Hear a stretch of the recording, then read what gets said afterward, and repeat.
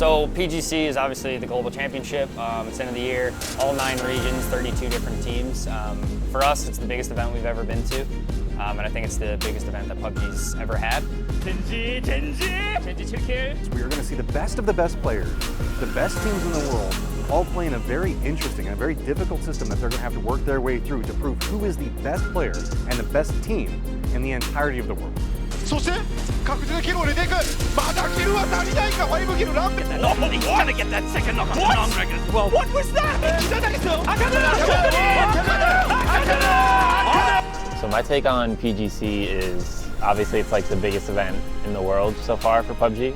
No matter how long PUBG's been going, it's like the pinnacle. And really when you get to something like PGC, that's when it's time for your superstars to really arise. There's a reason why he's one of the best in the world, and these clutch moments and situations are exactly why. He's been sat here biding his time the entirety. Finally, Rustamar, the backup plan. He hits the world. He's got the shot that's needed. Uber needs to confirm this. He does. We're into a 1 versus 1. He could clutch it single-handedly. And I've got a big thing with superstars. There's a bunch of them in Korea. There's a bunch of them in Europe. We know that there's some in North America and Oceania. Now it's time to start seeing, China, who, a lot of international teams haven't really seen too much since last year. I think some regions are incredibly strong. EU and Korea especially are probably the 2 strongest regions. On top of that, there's been some really good Chinese teams. 大的威也放到一个，熟悉拉出来开始抢分，这个雷有了，漂亮啊！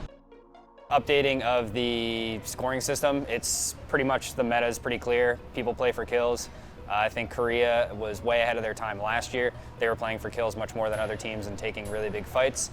But I think it's all evened out, and I think everyone's playing on the same type of mentality now, which is try and get the best position you can, but if you can't, you got to take fights. 7킬이거든요.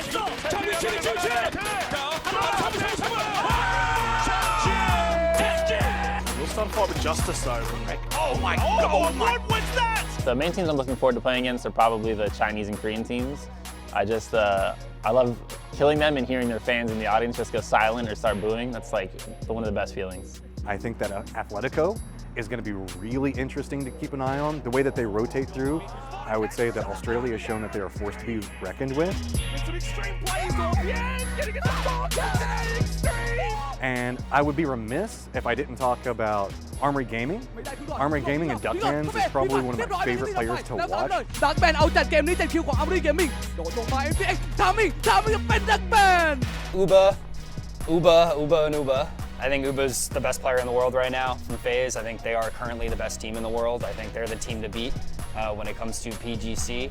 On top of that, I think a lot of the Korean teams are going to perform very well. Genji, I think, is going to be nuts. They always are when it comes to international competition. I'm interested in Vendetta. They perform very, very well, even outplaying Atletico in their finals to get their spot at PGC. So I think that'll be an interesting team to look at. And I think Atletico is another one, coming from OCE and seeing if they can repeat their performance from Sweden.